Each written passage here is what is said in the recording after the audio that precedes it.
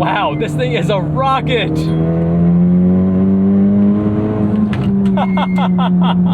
2024 Honda Civic Type R, that's the FL5 generation.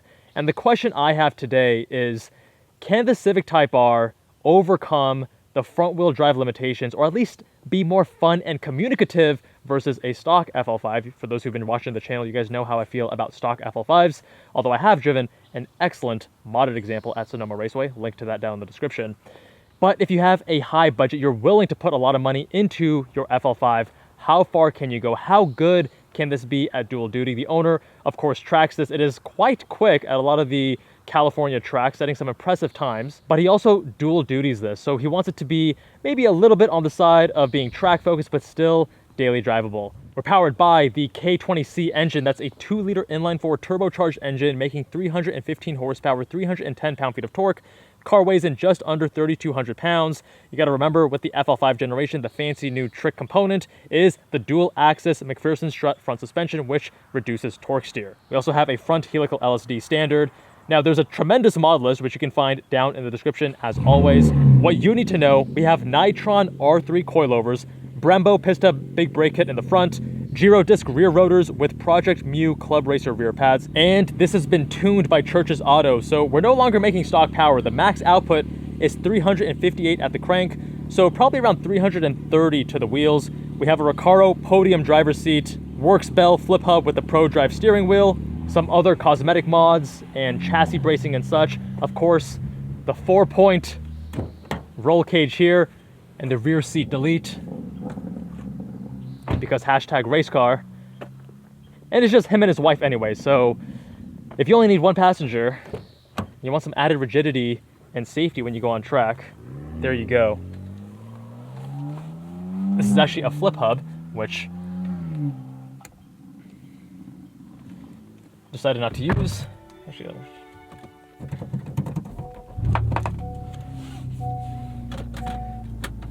and this wicked contraption is the hybrid racing shifter.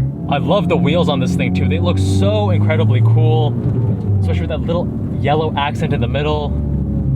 I think this is one of the best looking FL5s I've ever seen. Super, super sharp.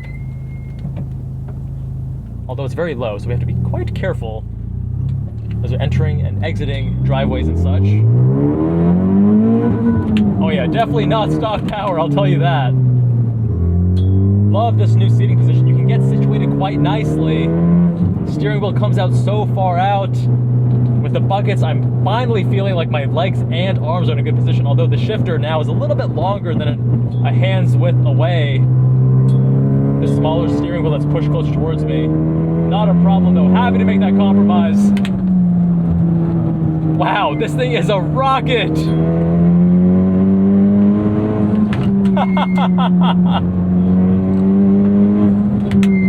Very stiffly sprung, but these Nitrons, you can tell, really high quality damping. A bit stiff for this road, but these guys are competitors to MCS. They make top shelf stuff.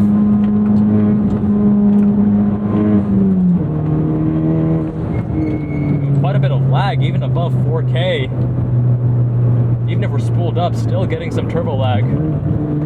Very grabby, aggressive brakes. I mean, this is a car that feels, although it's technically dual duty, this feels far closer to track duty than street duty to me. And while the ride is stiff, it's not punishing. The FL5 seats are already so good. And you retain the passenger seat with the original.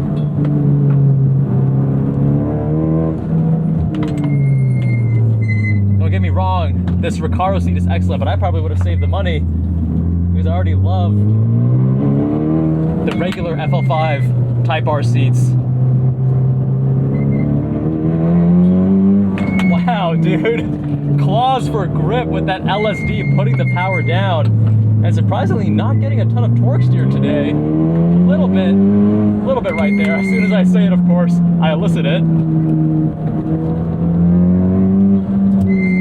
But you have to remember things like alignment, wheel spacers, tires, all those things influence torque steer you get. This, I would say, is lower than average for DE5 FL5 generation Civics and Integras. The solidity to the brakes, though, is phenomenal. So planted, so immediate. I don't like that when I upshift from second to third here, I'm getting into turbo lag. I mean, the turbo should remain spooled up.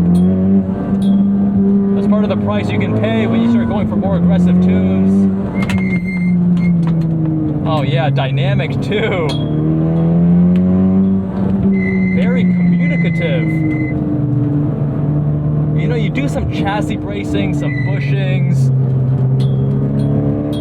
you adjust the alignment and such, and these cars just come absolutely alive.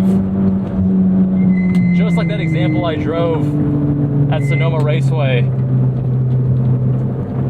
The biggest critique I have is not necessarily the front wheel drive layout, but it's the connectedness of the vehicle. And I think that the stock FL5 and DE5, they leave a lot of desirability and just a disconnectedness, a lack of communication between the driver and the machine. You want to have the input you give the car, it speaks back to you, and you're working together to chuck the car through these canyons or on the track, and you need to know what the car is telling you in order to do so with confidence.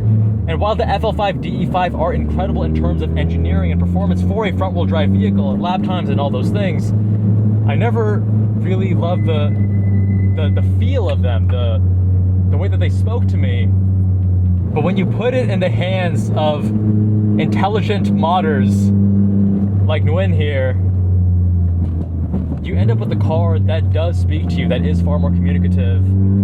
The one thing I'm wanting for more, though, is the steering, because the steering here, it's heavier than stock, but there's actually even less communication than stock. And again, tires, alignment, things like that. But with this heavier steering, it feels like there's a veil between me and what the steering is telling me, because even in less modified examples or even stock examples, you at least get a little bit of texture of the road. But here, everything is very much muted.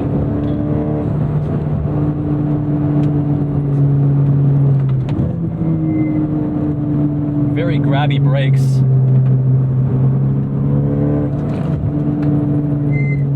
Oh man, this thing is just so planted in the corners. It eggs you on to push harder, and when you do start getting it a little bit, you know, play with the weight transfer and over these crests and such, it'll dance with you a little bit, but it'll communicate as well. And that's what you want when you're driving these cars harder, is you want that communication. Now for true dual duty, I know that my girlfriend would definitely not be happy with this. You have squeaky brakes. The suspension is firm, although again, the harshness is not punishing, but it's still very stiff, even if the damping quality is quite good and the body control, oh my god, excellent. It's still not a car that I would be like, hey girlfriend, let's go on date night in this. You know what I mean? But I think a lot of guys would not have an issue daily driving a car like this. Is this different than the M4 G80 X-Drive comp in front of us? Of course, but not by a massive, massive amount, because you put that in the sportier setting, and it can also be quite firm. If you can tolerate that as a daily, then this is going to be firmer and a little bit more harsh, but you'll probably be able to tolerate this as well.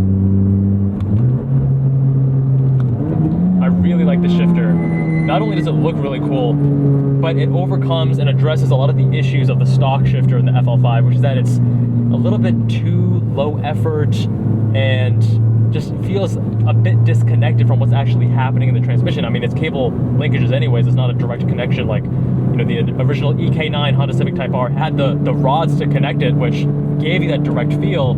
You don't have that here, but this feels excellent. It has a little bit more effort between gates, crisper delineation, and a really tight feel to it. I'm a fan.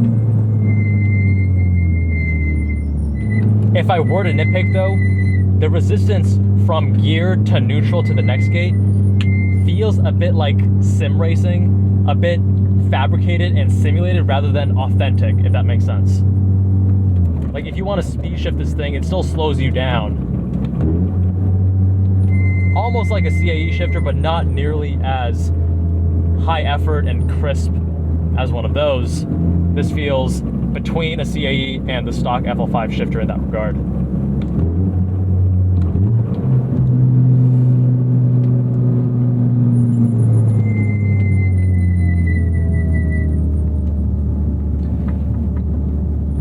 For those who've been watching the channel, you guys know that I love the DC2, the EK9, the high revving, lightweight, naturally aspirated front engine, front wheel drive Honda Civics and Integras.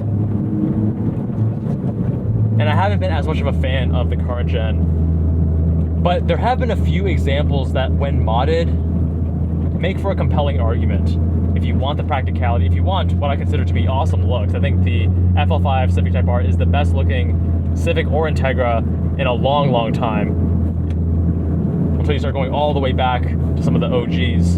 So if you want that Civic Type R heritage with modern amenities and safety and things like that, no, you're not going to be getting a naturally aspirated high revving 4-cylinder. There are pros and cons to going turbo. The car is going to be like 50% heavier than those older vehicles. But man, when you start modding these cars and bringing out a bit more communication and a bit more of their strengths, they start making a lot more sense. But you have to keep in mind, you're starting off with a car that's 45K and then having to add a pretty penny in mods to get it to where you want to be. And then at that point, are you better off just going with a more expensive vehicle that requires fewer dollars and less effort in terms of modifying it and fixing it to the point where you can enjoy more communication and driving it harder and things like that. But you guys let me know what you think with a comment down below. Big shout out to the owner Win for letting me review his FL5. Thanks to Fenton from Zygreen for making this review possible. My friends, if you want your car reviewed, visit us on jabalandcars.com. Fill out the form on the homepage. Much love, and I'll see you all in that next one.